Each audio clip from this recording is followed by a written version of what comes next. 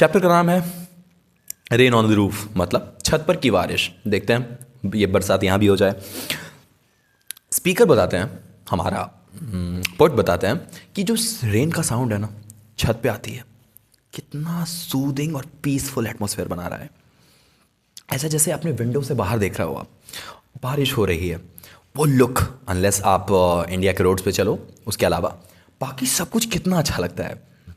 वो tapping window से देखते हुए, जो कि सब कुछ कितना काम और कोजी बना देता है। स्पीकर ये फील करते हैं कि रेन में एक मैजिकल क्वालिटी है यार, मज़ा आ जाता है ये, इसकी थोड़ी सी बारिश और मेरे पुराने मेमोरीज को वापस लाता है। अगर आपकी मेमोरी किसी एक पर्टिकुलर वेदर से जुड़ी हुई है, जैसे आप बारिश के टाइम पे कुछ पर्टिकुलर एक्टिविटी करते हो जो आपको बहुत इन्जॉयमेंट देता है, तो फ्यूचर में जब भी बारिश होगी ना तो आपको अच्छा लगेगा। फॉर एग्ज़ाम्पल, आप फ़ोन लेते ही व्हाट्सएप ओपन करते हो, तो जो फ़ोन आप जैसे ही अपने हाथ में लोगे ना, आपको खुशी होगी कि अब मेरे पास वो पावर है। इसी तरह से ऑथर बोलते हैं कि जब बारिश होती है ना, मुझे बहुत मज़ा आता है, एक मैजिकल क्वालिटी होती है उसमें। पुराने कुछ मेमोरीज़ हैं मेरे, पता नहीं कौन सी मेमोरीज़ हैं, वो वापस आ जाते हैं। और इसका साउंड, इसका स्मेल, ये ट्रांसपोर्ट कर देता है मेमोरीज़ को वापस, जो हमने पहले जिया है। रेन पर्सोनिफाइड है, जैसे इसमें एबिलिटी हो कि किसी को कंफर्ट देता हो, कर नहीं सकता रेन, लेकिन ये पर्सोनिफिकेशन है। पर्सोनिफिकेशन क्या होता है? ऐसे एक फिगर ऑफ स्पीच है, अगर नहीं समझ आ रही इसके कोई वीडियो देख लेना। इट्स लाइक अ फ्रेंड जो आपको जानता हो कि कैसे आपको काम किया जा सके। जैसे टीचर ने आपकी पिटाई की, आप वापस आए, अब बस फ्रेंड के फेस को एक बार देख लो, स्माइल। इस स्ट्रेस में और ओवरवेलमिंग सिचुएशन में रेन उनको बहुत काम कर रहा है, पता नहीं क्या हुआ है। ऑथर बहुत सैड है, उन इमोशन को फ्लड की तरह से वापस ला रहे हैं। बोलते हैं कि जो साउंड है ना रेन ड्रॉप्स का, वो टाइम को एकदम वापस ला रहा है जो मैंने जिया है। कुछ सेंट है, कुछ फ्रेग्रेंस है इस बारिश की, जो उस इमोशनल रश को मेरे वापस वापस ला रहा है। ये जो वाइब है, ये इंस्टा पे फोटोज डालने वाला नहीं, ये जो वाइब है कुछ रिफ्लेक्ट कर रहा है। ऑथर कुछ कुछ छिपा रहे हैं अभी तक, हो सकता है लास्ट में वो रिवील करें, देखते हैं। अच्छा, मज़ा आ रहा है अब तक।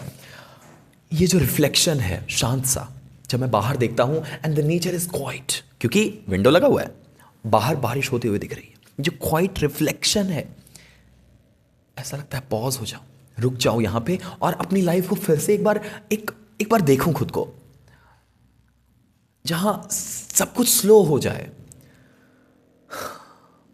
उस मोमेंट को मैं फील करूं, अप्रिशिएट करूं उन छोटी छोटी चीज़ों को। कंफर्ट करता है ये नेचर, मुझे शांत करता है। इसकी एबिलिटी एक लुलाबाई की तरह है, लोरी सुनाती है मुझे, काम करती है।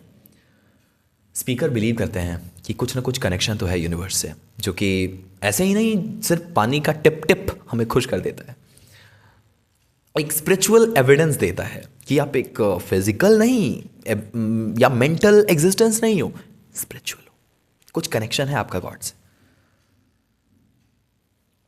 ये और भी रिफ्लेक्ट करता है कि हमारे अपने लाइफ में पास्ट में बहुत सारी चीज़ें हमारी होती हैं जिससे हम कनेक्ट कर पाते हैं फ्यूचर में, और उसके बाद उन मोमेंट्स को याद करके या तो बहुत हंसने लगते हैं या बहुत सैड होते हैं। क्लासरूम में जब बोरिंग क्लास चल रहा होता है, वो सब्जेक्ट्स का जिसे आप पसंद नहीं करते, it might be English as well, जिसे आप पसंद नहीं करते, अगर वो क्लास चल रहा हो, उस टाइम आप पीछे बैठ के हंस रहे होते हो किसी और चीज़ के इमेजिनेशन में।